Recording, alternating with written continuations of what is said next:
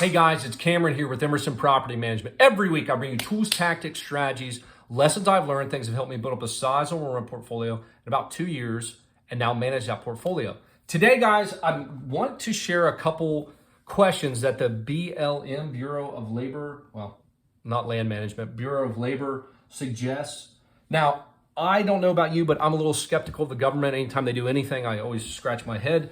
But I thought this was good. You know, I just posted a video, you guys can find it up here or here, recently about side hustles and about the prevalence of those and some things that I've learned that can help you out when creating a side hustle, because Emerson started as a side hustle for me while I had my full-time job.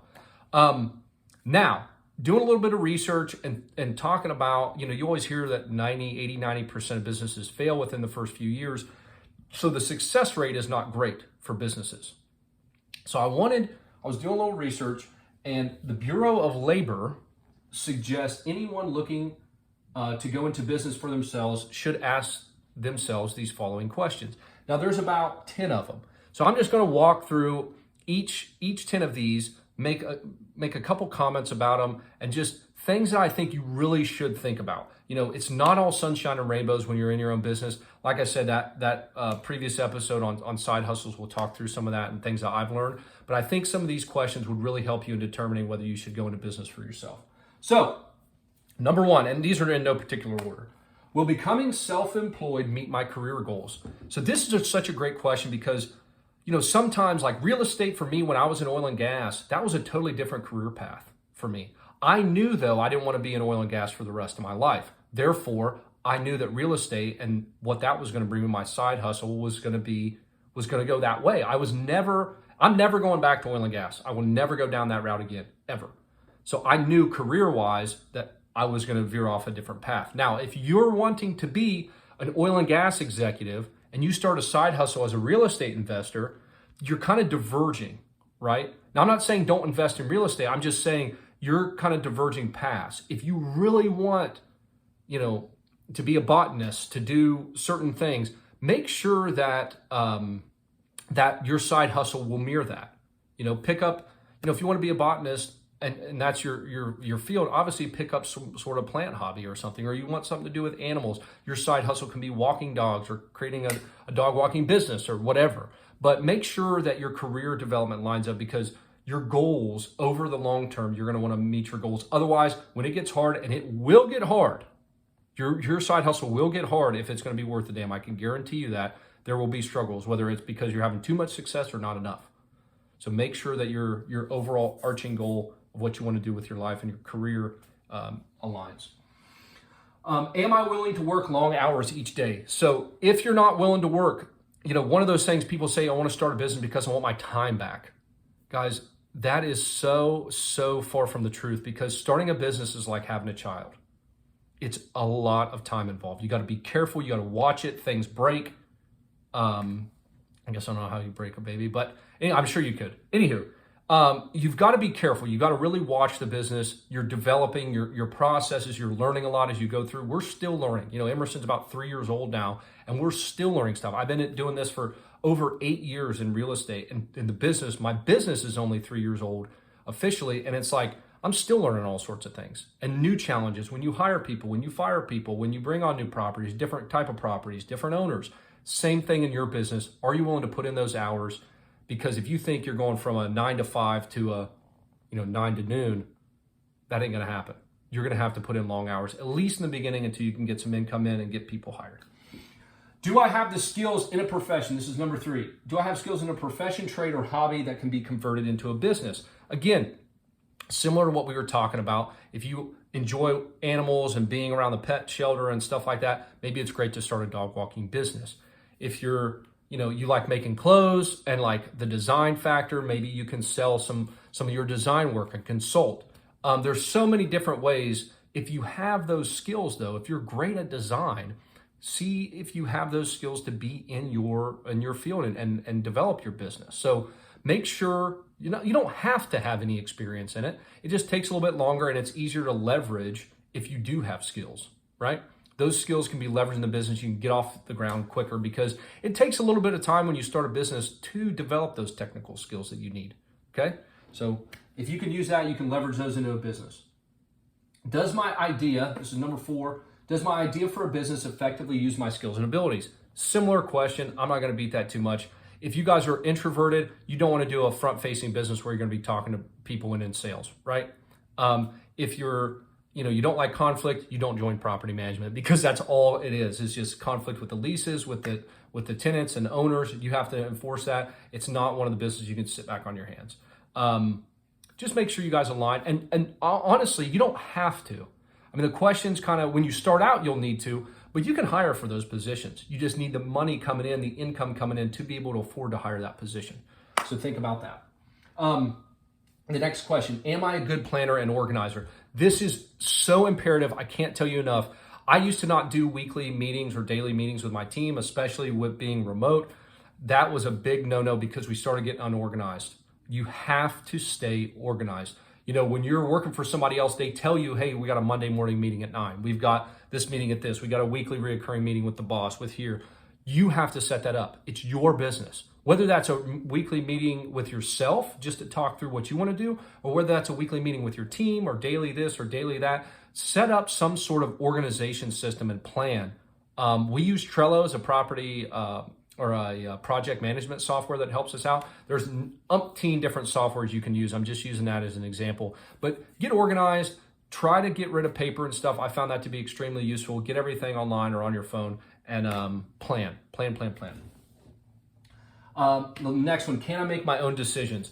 This is really just about trusting your gut. If you guys are going to go in for your own business, there's no boss anymore. There's nobody breathing down your neck to say, hey, this is what you need to be doing. And then you're saying, yeah, bullshit. I want to do this. That goofball doesn't know what the hell he's talking about. You're the goofball that doesn't know what he's talking about. You don't know. I mean, when you go into business, you have absolutely no idea if certain things will work. You have to test them. Actually, a great book for that is Lean Startup. Fantastic book about testing your ideas, because nobody really knows what they're doing. They have to go out and test it. Things sound great on paper. You do micro tests here and there and see which ones work, and then double down on that, do some more testing.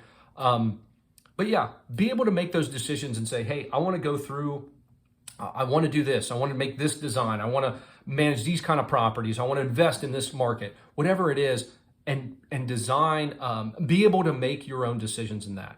Be able to say, yes, I'm confident in that. I got the research behind it. I'm making the decision. You can bounce, that's not to say operate in a box, but you can bounce ideas off of folks, but just be ready to be your own decision maker. You're the boss. You're the CEO of you and the company. You have to make decisions. Consult, get advice, but you're got to be the one to finally pull the trigger. Am I willing to postpone my plans in order to get more education if necessary? So this is one where, like if you want to become a licensed agent, when I wanted to become a full-time property manager, if I wanted to manage other people's units, I had to be licensed in the state of Texas. So I had to go through that. That was a few-week process. So just be ready. A good thing is to look up that what is going to be required of you before you leave your job or before you go self-employed. See what those things are. Have some sort of idea, because you don't want to derail yourself in the beginning because you got to take a month or 6 months of training and exams and all this stuff, and you can't make any money in the meantime. Does my family support my endeavor? This is an important one, and I don't know, and I don't necessarily agree with one way or the other. If the family supports it, it's going to make your life a lot easier. If the family doesn't support it, it probably will derail you, or it's going to push you even harder. So if they support you, great. They'll pat you on the back when times are tough. You can talk to them about stuff that's going on. If they don't, and you're passionate and you believe in it, go for it. Or don't. Maybe there's a reason. Listen to them. Why would you say that? How can you mitigate the risks? And then if they still tell you it's not a good idea, then use that as fuel. That's the only thing I can tell you. Sometimes some business ideas, probably the majority of business ideas, are bad. So listen to some ideas, bounce some things off, and see if your family supports you, if they think it's a good idea or not. It's another data point. I'm not saying if they agree, go for it. If they don't. I'm just saying that that's something to consider.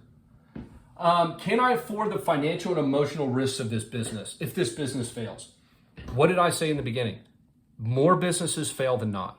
So can you take the fact that you might get punched in the mouth, might lose, metaphorically speaking, lose business, lose a big client, lose money, the business fail?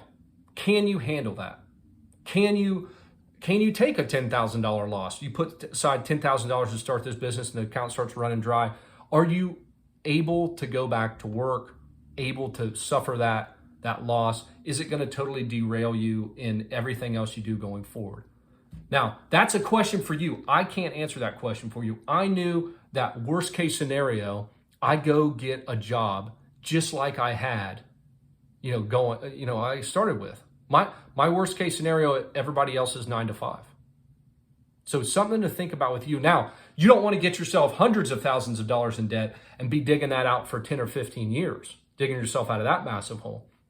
So you got to do some risk mitigation. Almost any of those risks they're talking about for that question that you think are going to be too much, you can sit there and pick through, right? Okay, financial risk. Okay, can I borrow some money? Can I get started while I'm working?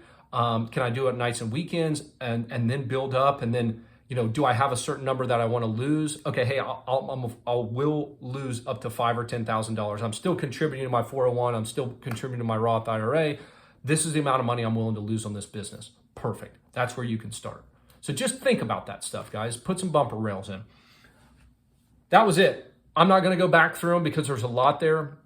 If you want to rewind or whatever, click back and you can listen to those. But those are the questions you should be asking yourself, or at least someone to make you think before you go into business for yourself. It's not all sunshine and rainbows over here, guys. I can tell you that with absolute certainty. However, it is the most, in my opinion, it's the purest form of self-actualization. You guys are creating a business that you want that's going to help you serve your clients, the community, the area better. And if you guys can do it in a unique way, you can be successful in business. And it is the best form, like I said, of self-actualization that I think you can have. So hope that was helpful. If it was, let me know. If it wasn't, let me know. And I appreciate you guys watching. I'll see you all next week.